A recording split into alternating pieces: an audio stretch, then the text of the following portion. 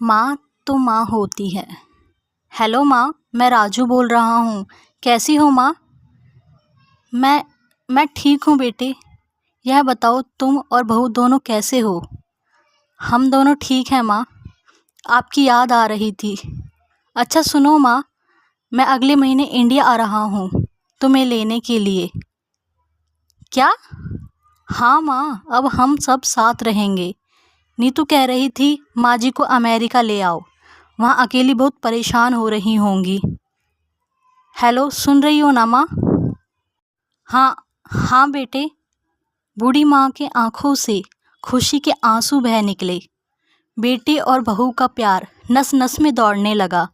जीवन के 70 साल गुजार चुकी सावित्री ने जल्दी से पल्लू से आंसू पोंछे और बेटे से बात करने लगी। पूरे 2 साल बाद बेटा घर आ रहा था। बूढ़ी सावित्री ने मोहल्ले भर में दौड़ दौड़ कर यह खबर सबको सुना दी। सभी खुश थे कि चलो बुढ़ापे में चैन से बेटे और बहू के साथ रहेगी। राजू अकेला आया था। उसने कहा कि माँ, हमें जल्दी ही वापस जाना है, इसलिए जो भी रुपया पैसा किसी से लेना है वो लेकर रख लो, और तब तक मैं किसी प्रॉपर्टी डीलर से मकान की बात करता हूँ। माँ ने पूछा, मकान? हाँ माँ, अब यह मकान बेचना पड़ेगा ना, वरना कौन इसकी देखभाल करेगा? अब हम सब तो अमेरिका में रहेंगे।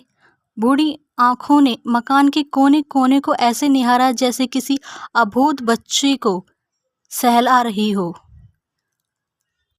आनन फानन और औने पौने दाम में राजू ने मकान बेच दिया। सावित्री देवी ने वो जरूरी सामान समेटा जिससे उनको बहुत ज़्यादा लगाव था। राजू टैक्सी मंगवा चुका था। एयरपोर्ट पहुंचकर राजू ने कहा, माँ तुम यहाँ बैठो, मैं अंदर जाकर सामान की जांच और बोर्डिंग और वीज़ा का काम निपटा लेता हूँ। माँ ने कहा, ठीक है बेटा। सावित्री देवी वहीं पास की बेंच पर बैठ गईं। काफ़ी समय बीत चुका था।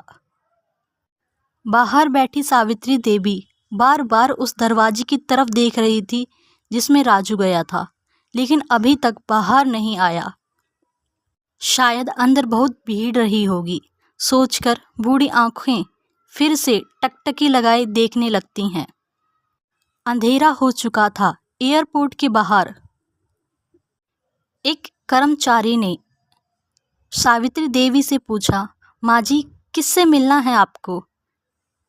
सावित्री देवी ने कहा, मेरा बेटा अंदर गया था टिकट लेने, वो मुझे अमेरिका लेकर जा रहा है।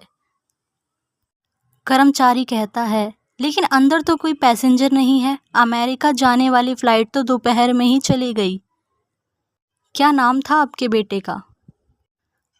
राजू। सावित्री देवी के चेहरे पे चिंता की लकीरें उभर आईं। कर्मचारी अंदर गया और कुछ देर बाद बाहर आकर बोला, माँ जी आपका बेटा राजू तो अमेरिका जाने वाली फ़्लाइट से कब का जा चुका है। क्या? वृद्ध की आंखों में आंसुओं का सैलाब फूट उठा।